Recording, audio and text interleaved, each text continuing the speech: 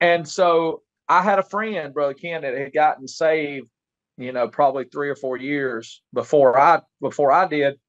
And he ran with me, and he was a real close friend of mine. And he was the only person I knew that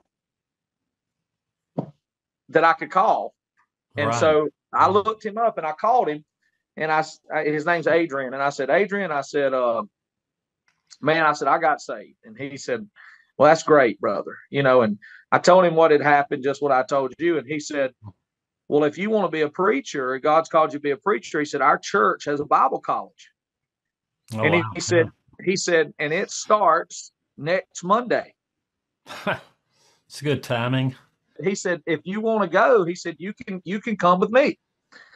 And I said, I'd love to come, And so anyway, I go to the church, to the Bible college with him. And for about a year and a half, 2 years, I didn't really know what God wanted me to do.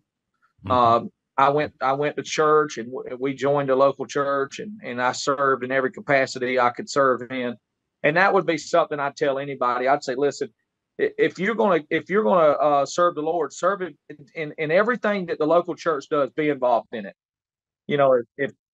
If they have a Saturday night prayer meeting, go to the prayer meeting. They got a men's prayer room, go to the men's prayer room. They got visitation, go to visitation. Whatever it is you can do, immerse yourself in that in the local church. And so that's what I did. In August of 2012, God put it in my heart to start a church in my hometown, which I had moved away when I got out of prison. I did not want to go back to Greenwood.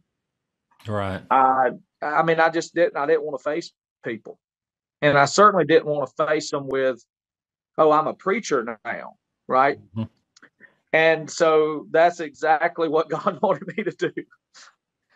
And we went down, and I'll tell you this: we go down and we start scouting the area, and I'm looking at all these buildings that I can't afford, and and I'm like trying to, you want to start way up here when really you're down here, right? Right.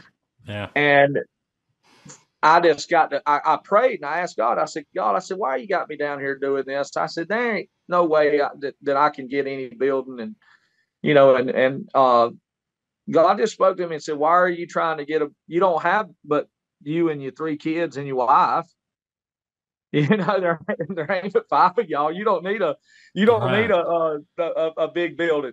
Yes. And so there was a little sign on the side of the road in a strip mall, and it was like building for, space for rent. And I called the number, and the guy,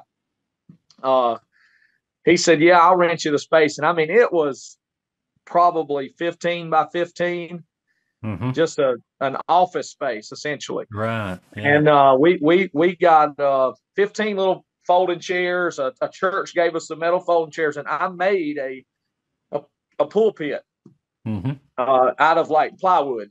I mean, it was the cheapest, dinkiest little thing you ever seen, brother. I mean, and the kids, they made a sign like where you put the stencils on it and you spray paint it. Yeah. They made a sign, Gospel Light Baptist Church. And we put it in a flower pot out front on like a stick. I mean, and that's where we started. And we had a few people come. I mean, 1 or 2 people come, and sure.